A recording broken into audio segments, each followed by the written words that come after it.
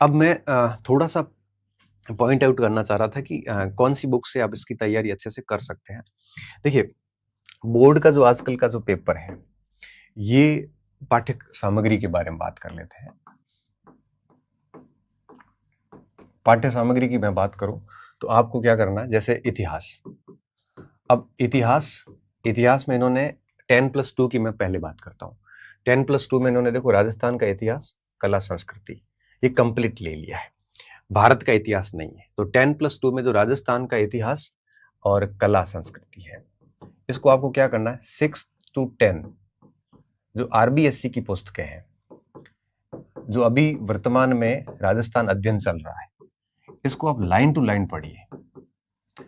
क्योंकि पूरे पेपर पिछले ट्रेंड आप देखोगे, चाहे वो आप लैब असिस्टेंट का पेपर देखो, चाहे अध्यापक का देखो, पूरा पेपर हिस्ट्री कल्चर का RBSC की 6 से 10वीं तक की जो किताब है, 6 से 10 क्यों लिख रहा हूँ, क्योंकि 6ठी 7वीं 8वीं में इस बार नई किताबें आई है, 9वीं 10वीं से पहले से चल रही है। इन क्लासेस में राजस्थान का भूगोल भी है, तो राजस्थान का इतिहास और राजस्थान का ज्योग्राफी आपको यहीं से मिल जाएगा।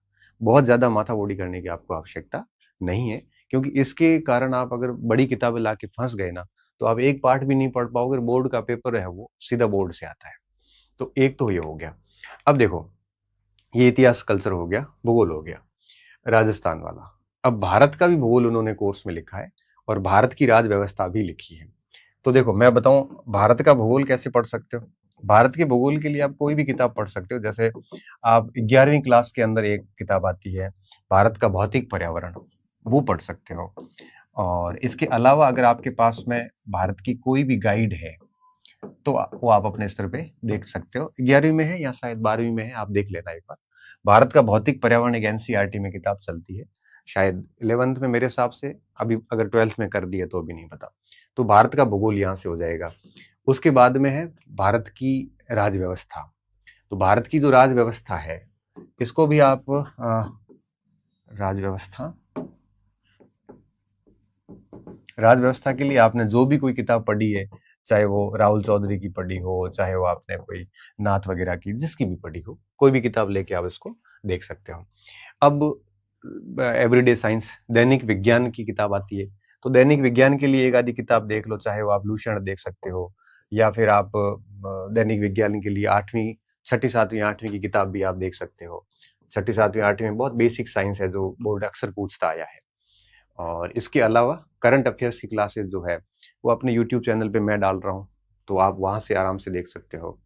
और हिंदी इंग्लिश के लिए हिंदी, और इसकी हिंदी की तो आपको पता है कि 9वीं से 10वीं जो किताब आती है आपके व्याकरण भाष्य आती है, राजस्थान बोर्ड की किताब आती है, वो देख लो।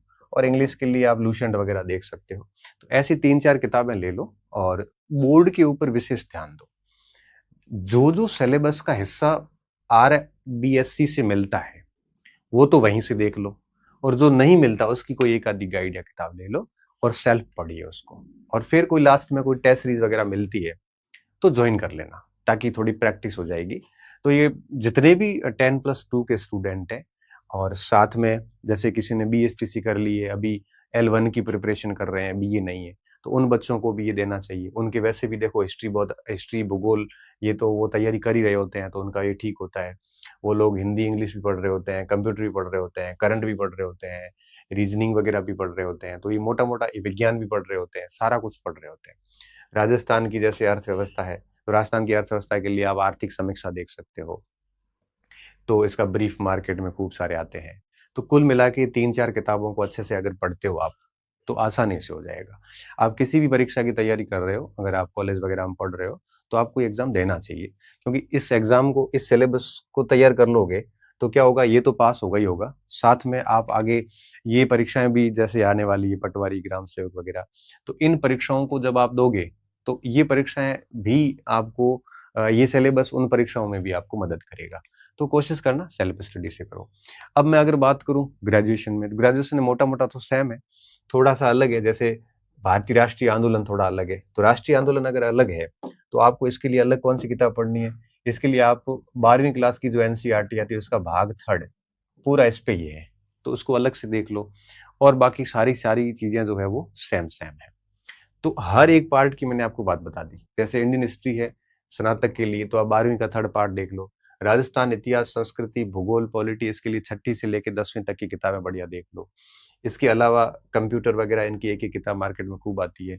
हिंदी की किताब आपको पता है, मैंने बता दी कि व्याकरण भाष्य देख सकते हो। अब आप इन 5-7 सवालों के लिए राघव प्रकाश लाके अगर आपने पहले कभी नहीं पढ़ी, पहली बार पढ़ रहे हो तो थोड़ा ज़्यादा हो जाएगा।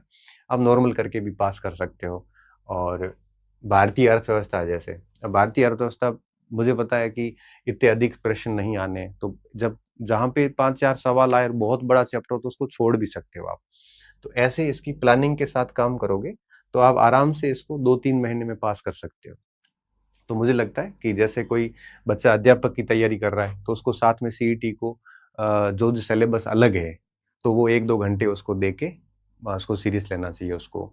अगर कोई स्टूडेंट दूसरी किसी वैकेंसी जैसे पटवारी ग्राम सेवक के लिए प्रिपेयर कर रहा है तो उसको तो वैसे ही इसका पढ़ना ही पड़ेगा, सारा कुछ कॉमन है। अध्यापक की तैयारी करने वाले बच्चों को भी इस ओर एक बार देखना चाहिए ताकि एक ऑप्शन जिंदा रहता है। क्योंकि कई लोग कहते हैं कि ऑप्शन नहीं रखने चाहिए जीवन में, बट मैं मानता हूँ कि ऑप्शन होना चाहिए। क्योंकि अगर मान लो वहाँ नहीं हो तो कहीं तो आपका जॉब का बेटर है, नहीं तो अदरवाइज हम कई बार रह जाते हैं, बिल्कुल ही रह जाते हैं।